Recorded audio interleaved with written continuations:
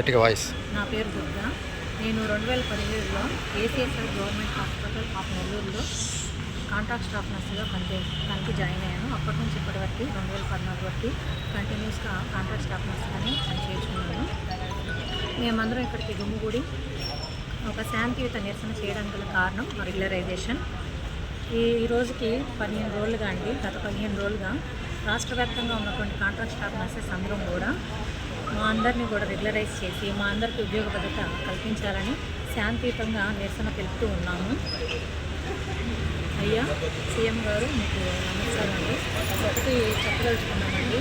మా తల్లిదండ్రులు ఎండనక వాననక కష్టపడి కాయ కష్టం చేసి చెమటోడ్చి లక్షలు ఖర్చు పెట్టి మమ్మల్ని జిఎన్ నర్సింగ్ అంటే అది 3.5 years course, BSc nursing 4.5 year course, ఈ రెండు చదివిన తర్వాత వచ్చేటప్పుడు హయ్యర్ ఎడ్యుకేషన్ అనేది ఎంఎస్సీ నర్సింగ్లు చదివించారు.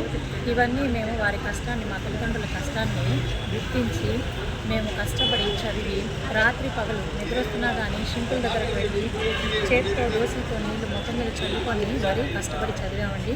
అలా కష్టపడి చదివి పూర్తి చేసుకొని వచ్చినటువంటి మేము ఎటువంటి రెగ్యులర్ స్టాఫ్ నర్స్ పోస్టులు నోటిఫికేషన్కి నోచుకోలేదండి. ప్రభుత్వం గత 14 సంవత్సరాలుగా కాంట్రాక్ట్ స్టాఫ్ నర్సెస్ని కంటిన్యూస్గా రిక్రూట్ చేస్తుంది. ఇలా కాంట్రాక్ట్ స్టాఫ్ నర్సులుగా పనిచేస్తున్నటువంటి మేము ఒక గమ్యం లేనటువంటి ప్రయాణం చేయుచున్నాము. మాకు భవిష్యత్తుకి మా అందరి భవిష్యత్తు అంతా కూడా ప్రశ్నార్థకంగా మారింది. మేమందరం కూడా ఇలా కాంట్రాక్ట్ స్టాఫ్ నర్సెస్గానే ఉండిపోతామా? మాకు రెగ్యులరైజేషన్ జరుగుతుందా లేదా? మా బిడ్డలకి మేము మంచి భవిష్యత్తు ఇవ్వగలుగుతామా లేదా? ఇట్లా చాలా ప్రశ్నలు మాలో ఎదుర్కొంటుంది. ఈ ప్రశ్నలన్నిటికీ సమాధానం దొరక ఎంతో బాధగా ఉంటుంది. ఒక్కొక్కసారి రాత్రులు నిద్ర అనేది రావట్లా. ఎందుకు ఇలాగా మా జీవితం అవుతుంది, అస్తవ్యస్తంగా మారింది, మా భవిష్యత్తు అంధకారంగానే ఉంటుందా, మా బిడ్డలకి మేము మంచి లైఫ్ ఇవ్వగలుగుతామా లేదా? ఇలా ఇటువంటి ప్రశ్నలతో చాలా దుఃఖంగా ఉంటుందండి. కరోనా లాంటి ప్రాణాంతకమైనటువంటి వ్యాధులు వచ్చినప్పుడు ప్రపంచ దేశాలన్నీ కూడా లాక్డౌన్ పేరుతో స్తంభించిపోయాయి. మరి మనుషులందరూ కూడా చాలా వరకు అనారోగ్యంతో పక్షుల్లాగా రాలిపోయారు. మరి ఇంకా మనిషిని చూసి సాటి మనిషే భయపడేటటువంటి రోజులండి. అటువంటి రోజుల్లో కాంట్రాక్ట్ స్టాఫ్ నర్సెస్ రాష్ట్ర వ్యాప్తంగా పనిచేస్తున్నటువంటి మేము భయపడలేదండి. మరి ఈ ఉద్యోగం వద్దు అని మేము ఎవరం కూడా పారిపోలేదండి. మాకు తక్కువ జీతాలు మరియు మా లైఫ్కి సెక్యూరిటీ లేదు, అయినా కానీ మేము పారిపోలేదు. ఎటువంటి మెడికల్ లీవ్లు కూడా తీసుకోలేదు. మేమందరం కూడా నిలబడ్డామండి. మా ఉద్యోగం గురించి, మా భవిష్యత్తు గురించి, మా బిడ్డల గురించి ఆలోచించి మేమందరం కూడా నిలబడ్డాము. వర్క్ ఈజ్ వర్షిప్ అనే దైవం అనే నినాదంతో మా కాంట్రాక్ట్ స్టాఫ్ నర్సెస్ సంఘం కూడా ముందుండి ప్రముఖ పాత్ర పోషించాము. మరి మా యొక్క సేవలని, మా కష్టాన్ని గుర్తించాల్సిందిగా మేము కోరుకుంటున్నాము. అయ్యా సీఎం గారు, మేము 2017లో మీ ప్రభుత్వంలో రిక్రూట్ అయ్యాము కాంట్రాక్ట్ స్టాఫ్ నర్సెస్గా. ఇప్పుడు 2014లో మరి మీ ప్రభుత్వం రావడంతో మేము ఎంతో సంతోషంగా ఎదురు చూస్తున్నాము. కోటి ఆశలతో ఎదురు చూస్తున్నాము. మేము రెగ్యులరైజ్ అవుతాము అనే నమ్మకంతో ఎదురు చూస్తున్నామండి. ప్రభుత్వాలు మారుతున్నాయి కానీ మాకు ఎటువంటి న్యాయం జరగట్లేదు. మేము కాంట్రాక్ట్ స్టాఫ్ నర్సెస్గానే మిగిలిపోతున్నాము. ఈ రెగ్యులరైజేషన్ గురించి రిప్రజెంటేషన్లు పట్టుకొని మా కాంట్రాక్ట్ స్టాఫ్ నర్సెస్ నాయకులు ఎన్నో ఆఫీసుల చుట్టూ తిరుగుతూ ఉన్నారు. అయినప్పటికీ ఏ విధమైన ఫలితం లేకుండా పోయిందండి. బాబు అంటే జాబు, జాబ్ అంటే బాబు అని ఎంతోమంది జీవితాలని ఉపాధి కల్పించి నిలబెట్టినటువంటి మీరు మాకు కూడా రెగ్యులరైజ్ చేసి మమ్మల్ని ఒక ఉపాధి కల్పించి, మా అందరికి ఉపాధి కల్పించి నిలబెడతారని, మళ్ళీ దట్ ఈజ్ బాబు గారు అని ప్రూవ్ చేసుకుంటారని మేము నమ్ముతున్నామండి. హెల్త్ మినిస్టర్ గారైనటువంటి సత్యకుమార్ యాదవ్ గారికి నమస్కారం అండి. తండ్రి అయినా మీరేనండి.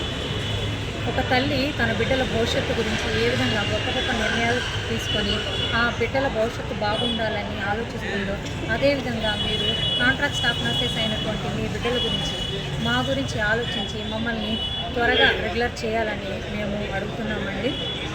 ఇంకా డిప్యూటీ సీఎం గారైనటువంటి పవన్ కళ్యాణ్ గారు నమస్కారం అండి. అయ్యా, ఒక చిన్న బిడ్డ అనారోగ్యంతో హాస్పిటల్లో అడ్మిట్ అయ్యి నేను గబ్బర్ సింగ్ని చూడాలి అని కోరిందండి.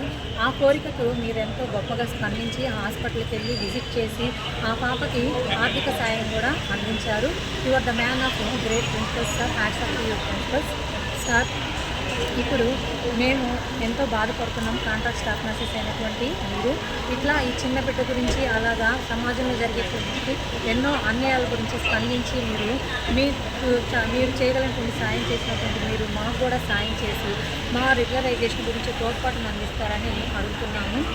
ఇంకా నారా లోకేష్ గారు ఇటీవల జరిగిన యూట్యూబ్లో ఒక వీడియో రిలీజ్ అయిందండి. దాని సారాంశం ఏంటంటే ఒక యువకుడు గల్ఫ్ కంట్రీకి వెళ్ళి ఎంతో బాధలు పడుతున్నట్లు, అతను అక్కడ బానిసత్వ జీవితం జీవిస్తున్నట్లు, అతను చనిపోయినా కానీ ఎవరు పట్టించుకునే వాళ్ళు లేరు అని ఎంతో బాధపడుతూ దుఃఖిస్తూ ఒక వీడియో చేసి రిలీజ్ చేయడం జరిగింది. ఆ వీడియోని చూసి మీరు మానవత్వంతో స్పందించారయ్యా. That is your humanity sir. మీరు ఒక నాయకుడే కాదు, గొప్ప నాయకుడిగా నిరూపించుకున్నారు. అదేవిధంగా కాంట్రాక్ట్ స్టాఫ్ నర్సెస్ అయినటువంటి మేము మన దేశంలో మన రాష్ట్రంలో బానిసత్వపు బ్రతుకుతున్నాము. మా జీవితానికి ఎటువంటి భద్రత లేదు. మేము ఎంతో తక్కువ జీతాలతో మా జీవితాన్ని లీడ్ చేస్తున్నామండి. అయ్యా, మా యొక్క గల్ఫ్ కంట్రీ బాధితుడిని ఏ విధంగా మన దేశానికి స్పందించినటువంటి మీరు మన దేశానికి వచ్చేటువంటి ఏర్పాట్లు చేశారో అదేవిధంగా ఈ బానిసత్వపు కాంట్రాక్ట్ స్టాఫ్ నర్స్ అనేటువంటి సంఖ్యలని మీరే విడికిస్తారని మేము నమ్ముతున్నాము. మేము మా అనారోగ్యంతో కానీ ఇంకా ఏదైనా ఇబ్బందులు వచ్చి మాకు ఏదైనా కానీ అయినా మా బిడ్డలు మా కుటుంబం అంతా కూడా రోడ్డు మీద పడుతుందండి. మాకు భద్రత అనేది లేకపోవటం వల్ల మీరు మాకు ఉద్యోగ భద్రత కల్పిస్తారని, మాకు రెగ్యులరైజ్ చేసే విధంగా మీరు చూస్తారని మేము మిమ్మల్ని అడుగుతున్నామండి. ఫైనల్గా నేను ఒకటి చెప్పాలనుకుంటున్నాను. ఏంటంటే కాంట్రాక్ట్ స్టాఫ్ నర్సెస్ అందరినీ కూడా రెగ్యులరైజ్ చేయడం విషయంలో కమిటీలు వేస్తూ కానీ ఇంకా చర్చలు చేయాలని కానీ ఎక్కువ సమయం తీసుకోకుండా మమ్మల్ని అందరినీ రెగ్యులరైజ్ చేయాలని కోరుకుంటున్నాము. ఎందుకంటే ఆలస్యంగా చేసేటటువంటి న్యాయం కూడా అన్యాయంగా పరిగణింపబడుతుంది. మమ్మల్ని అందరినీ కూడా ఆలస్యం చేయకుండా ఎన్నో సంవత్సరాలు గడిచిపోయినాయండి, వెంటనే రెగ్యులరైజ్ చేయాల్సిందిగా కోరుకుంటున్నాము. థ్యాంక్ యూ అండి. సార్, నా పేరు మానస. నమస్కారం అండి. ఎస్సీఎస్ఆర్ డిజిహెచ్ నెల్లూరులో లాస్ట్ 8 years నుంచి కాంట్రాక్ట్ స్టాఫ్ నర్స్గా వర్క్ చేస్తున్నాను. Respected CM Chandrababu Naidu sir, respected deputy CM Pawan Kalyan sir, మీరు పబ్లిక్కి మంచి చేస్తున్నారు కూడా. ఎస్పెషల్లీ లేడీస్ ప్రతి ఒక్క ఆటోమేటిక్కి కూడా మంచి చేస్తారని అందరికీ తెలుసు. కానీ లాస్ట్ 16 years నుంచి మేము శాంతియుతంగానే ప్రొటెస్ట్ చేస్తూ మా బాధలు అనేవి మీకు వినిపించుకుంటున్నాము. కానీ మీ దగ్గర నుంచి ఎటువంటి రెస్పాండ్ లేకపోవడం మాకు చాలా చాలా బాధాకరమైన విషయం సార్ ఇది. కానీ మీ నుంచి మంచి న్యాయం జరుగుతుందని మంచి హోప్స్తో మేము వెయిట్ చేస్తున్నాం సార్. మేము ఎంఎస్సీ, బీఎస్సీ, జీఎన్ఎం నర్సింగ్ చదువుకొని ఇప్పటివరకు మీ కాంట్రాక్ట్ స్టాఫర్స్లో ఉన్నామంటే మీరు ఏదో ఒక రెగ్యులరైజ్ చేస్తారని హోప్స్తో ఉన్నాం sir. Especially ACSR medical college DGH నెల్లూరులో మేము రెగ్యులర్ దాంట్లో మమ్మల్ని చూపిస్తున్నారు. కానీ కాంట్రాక్ట్ స్టాఫ్ నర్స్ మాత్రమే చూపిస్తున్నారు సార్. ఇది గవర్నమెంట్ క్షుణ్ణంగా పరిశీలించి మాకు న్యాయం చేస్తారని కోరుతున్నాను.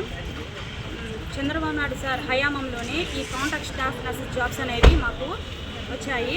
కానీ సార్ మీకు మేము ఒక్కటే చెప్తున్నాం సార్, ఈ కాంట్రాక్ట్ జాబ్ వల్ల మాకు ఉద్యోగ భద్రత అనేది లేకపోవడం మాకు చాలా చాలా బాధాకరంగా ఉంది. కానీ మీరు మమ్మల్ని రెగ్యులరైజ్ చేసి మాకు ఉద్యోగ భద్రత కల్పించవలసిందిగా కోరుతున్నాము సార్. మీకున్న ఈ బిజీ షెడ్యూల్లో మా కోసం 5 minutes టైం స్పెండ్ చేసి మా బాధలను విని అర్థం చేసుకొని మాకు న్యాయం చేస్తారని కోరుతున్నాను సార్.